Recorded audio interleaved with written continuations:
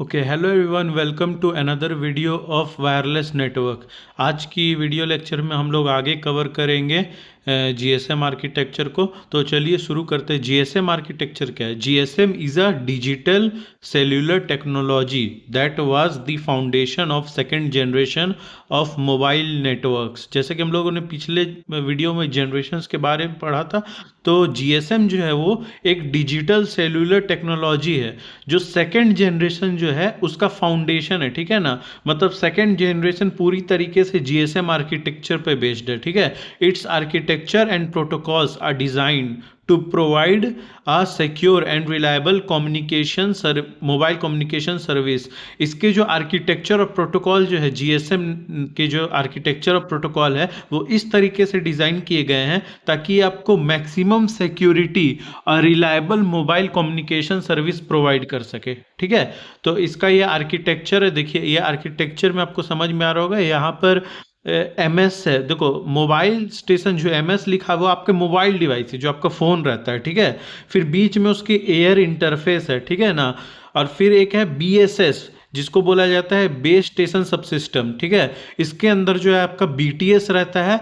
देखो, बीटीएस मतलब mobile tower, जो टावर बड़ा सा लगा रहता है ना हर एरिया में, पहले तो लगा रहता था, बड़े बड़े टावर रहते थे, तो वो जो है बीटीएस जो है उस टावर को रिप्रेजेंट करता है। तो एक बीटीएस जो है वो बहुत सारे मोबाइल डिवाइस को अपने से कनेक्टेड रखता है। और बहुत सारे अलग अलग बीटीएस भी हो सकते हैं जो बहुत सारे मोबाइल डिवाइसेस को कनेक्ट रख सकते हैं। ठीक है, मगर एक मोबाइल डिवाइस एक समय एक बीटीएस से कनेक्टेड जरूर होगा। ठीक है, और देखो, जो अब बीटीएस को भी मैनेज करना है, देखो बहुत सारे, अब शहर में, एक शहर में बहुत सारे टावर लगे रहते हैं। ठीक है, तो अब उन टावर को भी तो मैनेज करना है, तो उन टावर को मैनेज करने के लिए एक बीएससी रहता है जिसको बेस स्टेशन कंट्रोलर बोला जाता है। एक बेस स्टेशन कंट्रोलर के अंदर बहुत सारे बीटीएस रहते हैं। ठीक है ना, और फिर आपका आगे ए इंटरफेस से कनेक्टेड रहता है वो एनएसएस से, जिसको नेटवर्क सिस्टम, नेटवर्क सब सिस्टम कहा जाता है, जिसके अंदर एमएससी रहता है। एमएससी जो होता है वो मोबाइल स्विचिंग सेंटर होता है। ठीक है, फिर उसमें होता है वीएलआर, एचएलआर, ऑक और ईआईआर। ये इन सब को हम लोग अभी आगे देखेंगे। ये आर्किटेक्चर को ध्यान में रखिएगा आप। अब हम लोग इसको आगे पढ़ते हैं। ठीक है, network architecture, the GSM network architecture is divided into 3 main subsystem. देखो, जीएसएम का जो नेटवर्क आर्किटेक्चर है वो 3 मेन सबसिस्टम में डिवाइडेड है। एक मोबाइल स्टेशन, देखो ये जो साइड में मोबाइल स्टेशन, तो मोबाइल स्टेशन क्या है?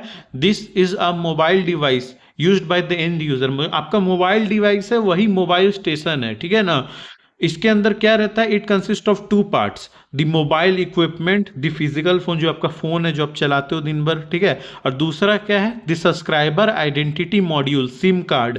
सिम कार्ड को क्या बोला जाता है? Subscriber identity module. ठीक है ना, तो मोबाइल इक्विपमेंट और सब्सक्राइबर आइडेंटिटी मॉड्यूल, ये दोनों मिल के एक मोबाइल स्टेशन बनाते हैं। मतलब जनरली आपका मोबाइल फोन, ठीक है ना, जिसमें सिम लगा हुआ वो एक मोबाइल स्टेशन हो गया। Which hold subscriber specific information, जो सब्सक्राइबर स्पेसिफिक इंफॉर्मेशन को होल्ड करता है। मान लो आप हो, तो आपके बारे में जो भी आपका नाम, पता, सब उसमें स्टोर्ड रहता है। ठीक है, अब दूसरा जो होता है वो बेस स्टेशन सब सिस्टम होता है। देखो, बीएसएस जो है बेस स्टेशन सब सिस्टम, वो क्या होता है? बेस स्टेशन सब system, this is responsible for managing radio interface between the mobile station and the network. ये जो बेस स्टेशन सब सिस्टम होता है, इसका काम क्या होता है? इसका काम जो होता है वो आपका मोबाइल स्टेशन और जो आपका जो टावर है उसके बीच में जो है रेडियो कम्युनिकेशन को बनाना है। ठीक है ना, आपका मोबाइल स्टेशन और नेटवर्क के बीच में जो रेडियो कम्युनिकेशन है वो base station subsystem handle करता है। ठीक है, अब आता है आपका base transceiver station, BTS. जो ये जो बीटीएस है वो बेस ट्रांस रिसीवर स्टेशन, वो क्या है? वो सेल टावर है, जो सिंपली जो टावर लगा हुआ रहता है ना मोबाइल डिवाइस जिससे कनेक्टेड रहता है। टावर, सिम का टावर बहुत सारे आप देखोगे, जियो का, एयरटेल का टावर, अलग अलग बड़ा बड़ा टावर रहता है, वो सब जो है बीटीएस रिप्रेजेंट करता है उसको। बीटीएस मतलब टावर। ठीक है ना, the BTS contain radio transceiver, antennas and signal processing equipment. BTS में जो है रेडियो ट्रांस रिसीवर्स होते हैं, एंटीनास होता है और सिग्नल प्रोसेसिंग इक्विपमेंट होता है। It defines a single cell, ये एक सिंगल सेल को डिफाइन करता है। देखो, सेल हम लोग पहले पढ़े थे फर्स्ट लेक्चर में, वो क्या था? एक ज्योग्राफिकल एरिया को रिप्रेजेंट करता है एक सेल, है ना। तो एक बीटीएस जो है वो एक सेल को डिफाइन करता है, मतलब वो एक बीटीएस जो है वो एक एरिया को कवर कर रहा है। मान लो कि एक टावर लगा हुआ है आपका किसी एरिया में, दिल्ली में, कि दिल्ली के किसी एरिया में लगा हुआ है, तो वो उस दिल्ली का उस एरिया को जो है कवर करेगा, ठीक है ना, एक सिंगल सेल को कवर करेगा। और हैंडल करता है ये the radio and handles the radio communication with mobile station within that cell. और उस जियोग्राफिकल एरिया, उस जो सेल है उसमें जितने भी मोबाइल स्टेशन है, उससे जो है रेडियो कम्युनिकेशन को हैंडल करता है बीटीएस, ठीक है ना। तो बेसिकली ये टावर होता है जिसमें एंटीना वगैरह लगा हुआ रहता है, और ये आपके मोबाइल डिवाइस और नेटवर्क के बीच में जो है रेडियो कम्युनिकेशन करवाता है, ठीक है।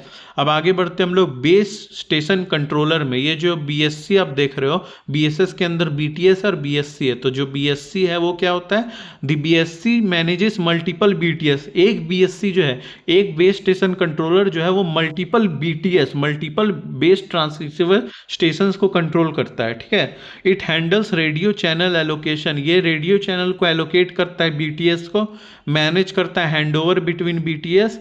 जो मतलब हैंडओवर मतलब क्या होता है कि मान लो एक कॉल कर रहे हैं आप, कॉल करते करते आप एक एरिया से दूसरे एरिया में चले गए, होता है ना बहुत बार। मान लो कि कोई डिलीवरी बॉय, ठीक है, वो एक एरिया में डिलीवर कर रहा है, फ़ोन पे बात भी कर रहा है, चलते चलते वो दूसरा एरिया में पहुंच गया, तो जो हैंड ओवर होगा एक एरिया से दूसरे एरिया के सेल को, उसको बोला जाता है हैंड ओवर, ठीक है। उसको भी हम लोग आगे पढ़ेंगे।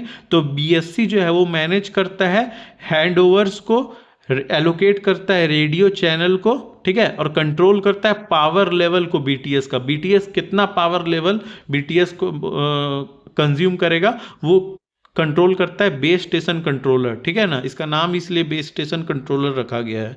तो आगे अब हम लोग बढ़ते हैं एनएसएस। देखो ये जो सेकंड कंपोनेंट है, ये वाला कंपोनेंट, ये जो है एनएसएस है, ठीक है ना। एनएसएस के अंदर क्या होता है, network switching subsystem. This is the core of GSM network, handling call switching, routing and management.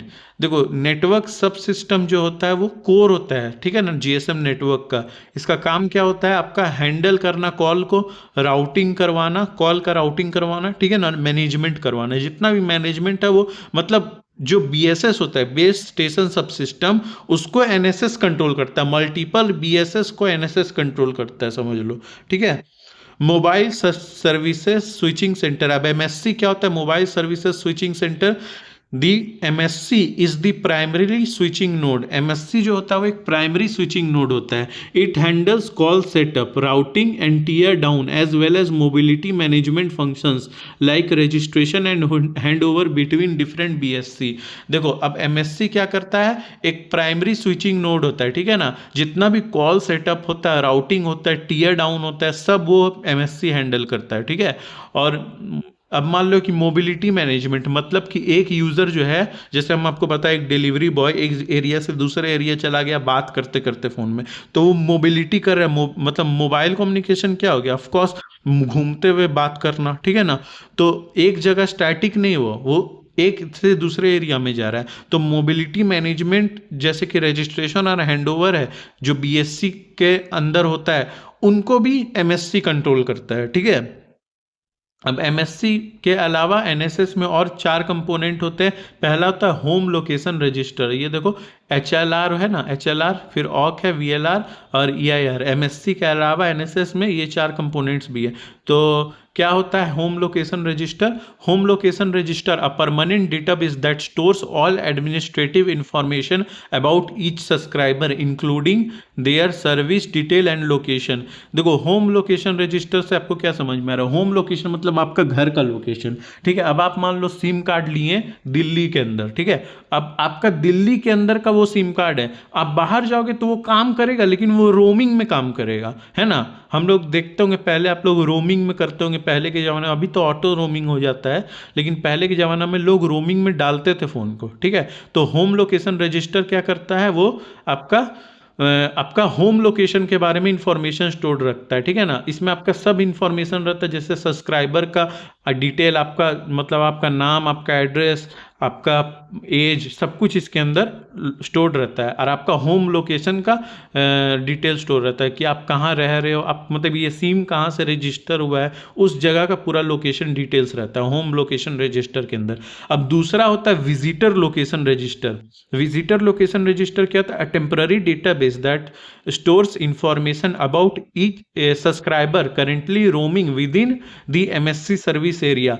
देखो, अब विजिटर लोकेशन रजिस्टर क्या हो गया? मान लो कि आप कहीं से भी हो, ठीक है ना, आप कोलकाता से हो, ठीक है, आप कोलकाता का आपका सिम रजिस्टर्ड है और आप चले गए बेंगलोर जॉब में, ठीक है, तो आपका कोलकाता का सिम रजिस्टर्ड है, लेकिन आप जो है बेंगलोर में एक विजिटर हो, ठीक है ना, आप वहाँ के टेम्पररी निवासी नहीं हो, या आपका जो है मान लो आप बाहर चले गए, फॉरेन चले गए, तो वहाँ पर आप टेम्पररी बेसिस पे, आप हमेशा नहीं रहने वाले हो, ठीक है ना, तो आपका उस समय का जो लोकेशन का जैसे मान लो आप इंग्लैंड गए हो, ठीक है ना, तो इंग्लैंड का जो लोकेशन है उसके बारे में इंफॉर्मेशन, या इंग्लैंड का जो वीएलआर होगा, जो वहाँ का स्टेशन होगा, उसको ये बताएगा कि ये बंदा जो है यहाँ से बिलोंग करता है, यहाँ पर एक विजिटर है, इसका विजिटर लोकेशन सब रखेगा, ठीक है ना, मतलब आप कहाँ गए हुए हो, आप कहाँ से बिलोंग करते हो, वो सब विजिटर के तौर पे जो आपका इंफॉर्मेशन है वो सब ये स्टोर करके रखेगा।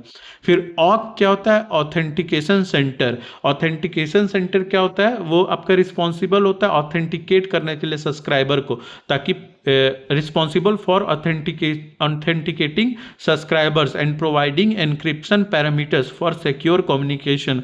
देखो, अब मान लो कि आप ऑथेंटिकेटेड सब्सक्राइबर रहोगे, जैसे कि होता है ना बहुत बार, आप सिम जब आप लिए होगे, तो जब आप सिम चालू करते होगे तो एक ऑथेंटिकेशन होता होगा, तो वो ऑक के थ्रू होता है, ठीक है ना। मतलब आप मान लो कि आप चले गए यहाँ कोलकाता से आप गए बेंगलोर, ठीक है ना, अब मान लो कि आपके बारे में वहाँ बेंगलोर वालों को कैसे पता चलेगा कि हाँ ये सही बंदा है कि नहीं है, कोई हैकर है या क्रिमिनल है, ये सब तो नहीं है ना, तो कैसे पता चलेगा? ऑथेंटिकेशन सेंटर से, ठीक है ना, जिसमें आपका ऑथेंटिकेशन से रिलेटेड सारे इंफॉर्मेशन रहेगा। ये बेसिकली आपको हैकिंग वगैरह से बचाता है, ठीक है। फिर equipment identity register, a database that contains a list of mobile equipments IMI number that are either valid, stolen और bad from the network. EIR जो रहता है उसमें एक डेटाबेस रहता है, जिसमें आपके सिम में भी एक EIR होगा, ठीक है ना, उसमें मतलब इंडिया का, मतलब आपके एटलीस्ट स्टेट का तो जितना भी नंबर है और उसके किसको एलोकेटेड है, उसके बारे में मतलब सब डिटेल रहेगा कि कौन सा आदमी है, मतलब आपका जो स्टेशन है ये आपका ये जो है नेटवर्क सब सिस्टम, इसके अंदर रहता है EIR, ठीक है ना। इसमें आपका सब इंफॉर्मेशन रहेगा कि मान लो कि कोई फोन आपका चोरी हो गया, ठीक है, आपका सिम चोरी हो गया, तो आप कंप्लेन करवाए, तो वहां पर जो आपका MSC नेटवर्क सब सिस्टम रहेगा, NSS, वहां पर EIR में जाकर वो स्टोर हो जाएगा कि ये नंबर जो है चोरी हुआ है, ताकि मान लो कि कोई और बंदा उस मोबाइल को ट्रैक करे, पुलिस को मान लो आप इन्फॉर्म करोगे तो वो ट्रैक कर पाएगा ना, तो उसी तरीका से IMI नंबर से ट्रैक कर पाता है, ठीक है ना। तो बेसिकली आपका इसमें डेटाबेस रहता है जिसमें आपका सारा नंबर होता है जो वैलिड होता है, या तो चुरा लिया गया है, या तो वो नहीं चुराया गया और वैलिड है, काम कर रहा है अभी, या बैड फ्रॉम नेटवर्क। ये आपको ऑथेंटिकेशन के लिए, ऑथेंटिसिटी के लिए रहता है, ठीक है ना बेसिकली। अब आगे हम लोग बढ़ते एयर इंटरफेस। एयर इंटरफेस क्या रहता है? ये देखो, आप ये देख पा रहे हो, ये डायग्राम में मोबाइल स्टेशन और BSS के बीच में एक एयर इंटरफेस है, UM। तो एयर इंटरफेस आखिर होता क्या है? The GSM air interface, also known as UM interface, is a radio link between mobile station and the BTS। ये एक रेडियो लिंक होता है मोबाइल स्टेशन और BTS के बीच में, ठीक है। It uses a combination of multiple access scheme to allow many users to share the same frequency spectrum effectively।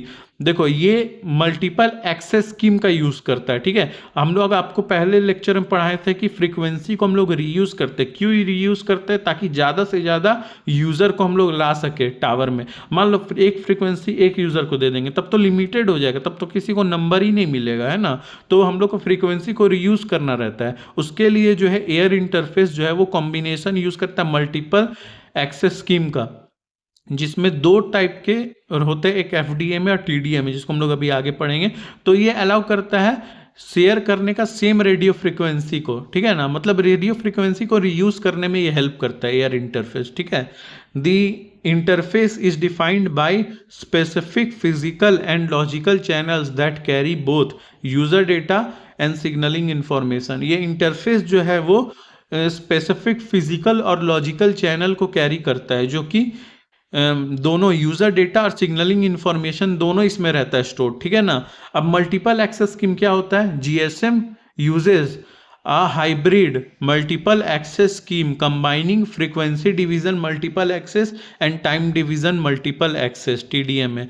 देखो GSM जो है वो फ्रीक्वेंसी को रीयूज करवाता है, जैसा कि हम लोग को पता है। तो कैसे रीयूज कराता है? वो दो टेक्निक का यूज करके, जो फ्रीक्वेंसी डिवीजन मल्टीपल एक्सेस है और टाइम डिवीजन मल्टीपल एक्सेस है, इन दोनों का कॉम्बिनेशन को यूज करके ये जो है आपको मल्टीपल एक्सेस स्कीम प्रोवाइड कराता है जीएसएम, ठीक है।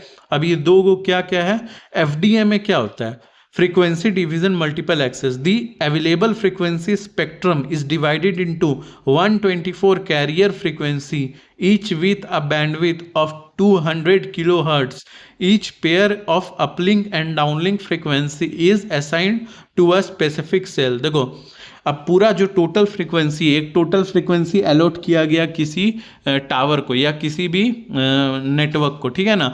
अब ये एफडीए में क्या करता है? उस टोटल फ्रीक्वेंसी को 124 कैरियर फ्रीक्वेंसी में डिवाइड कर देता है, 124 कैरियर फ्रीक्वेंसी में बांट देगा। मान लो कि टोटल आपका 1000 है, ठीक है ना, 1000 फ्रीक्वेंसी एलोकेट किया गया। अभी 124 फ्रीक्वेंसी में बांट देगा, तो 1000 को 124 से डिवाइड कर दो, उतना फ्रीक्वेंसी हर एक को मिलेगा, ठीक है। और हर एक को बैंडविथ ये कितना प्रोवाइड करता है? हर एक फ्रीक्वेंसी के अंदर 200 किलोहर्ट्ज का बैंडविथ होता है, ठीक है। ईच पेयर अपलिंक और downlink frequency is assign to a specific cell. हर एक सेल को, मतलब हर एक एरिया को, हर एक टावर को जो है स्पेसिफिक फ्रीक्वेंसी असाइन होता है, ठीक है ना। मतलब ये 200 किलोहर्ट्ज वाला फ्रीक्वेंसी, ये मत सोचना कि मोबाइल को असाइन होता है, टावर को, मतलब एक सेल को असाइन होता है, मतलब एक ज्योग्राफिकल एरिया को एक फ्रीक्वेंसी असाइन होता है, ठीक है। अब टीडीएम में क्या होता है? Each of the 200 kilohertz. देखो अब देखो टोटल फ्रीक्वेंसी जो था उसको 124 कैरियर फ्रीक्वेंसी में बांटा गया, उसमें 200 किलोहर्ट्ज हर एक फ्रीक्वेंसी में डाला गया। अब उस 200 किलोहर्ट्ज को भी जो है 8 गो टाइम स्लॉट्स में डिवाइड कर दिया जाए। Each of the 200 kilohertz frequency channel is further divided into 8 time slots. हर एक फ्रीक्वेंसी चैनल जिसमें 200 किलोहर्ट्ज हम लोग असाइन किए थे, उसको फर्दर हम लोग 8 टाइम स्लॉट्स में डिवाइड कर दे रहे हैं, ठीक है। Each user is assigned a specific time slot on a specific frequency. हर एक यूजर को स्पेसिफिक टाइम स्लॉट जो है स्पेसिफिक फ्रीक्वेंसी में असाइन किया जाता है, allowing up to 8 different user to share the same frequency channel. 8 को अलग अलग यूजर जो है एक ही फ्रीक्वेंसी चैनल को इस तरीका से यूज करता है, ठीक है। The combination of FDM and TDM allows high spectral efficiency and increased network capacity. अब इस तरीका से जो है हम लोग कॉम्बिनेशन यूज करते हैं एफडीएमए और टीडीएमए का, ताकि वो हम लोग को हाई स्पेक्ट्रल एफिशिएंसी दे और ज़्यादा से ज़्यादा हम लोग नेटवर्क कैपेसिटी को बढ़ा सके। तो आई होप आपको समझ में आया होगा किस तरीके से हम लोग फ्रीक्वेंसी को रीयूज़ करते हैं। जो टोटल फ्रीक्वेंसी है उसको 124 कैरियर फ्रीक्वेंसी में बांटें, हर एक फ्रीक्वेंसी को 200 किलोहर्ट्ज असाइन किए बैंडविथ। अब उस 200 किलोहर्ट्ज को फर्दर 8 टाइम स्लॉट्स में डिवाइड कर दिए, ठीक है। और हर एक टाइम स्लॉट एक यूज़र को दिया जा रहा है, उसमें भी बंटवारा होता है, वो हम लोग आगे पढ़ेंगे, ठीक है। तो आई होप आपको जीएसएम आर्किटेक्चर समझ में आया होगा। ये बहुत ही इंपॉर्टेंट है, इस आपके डायरेक्ट आ जाता है, ठीक है ना। तो आई होप आपको ये समझ में आया होगा। आगे हम लोग सब कुछ कवर करेंगे वायरलेस नेटवर्क में, तो हमारे वीडियो में बने रहें। अगर आपको सही लगा, समझ में आया, तो चैनल को सब्सक्राइब करें, ठीक है। Thank you.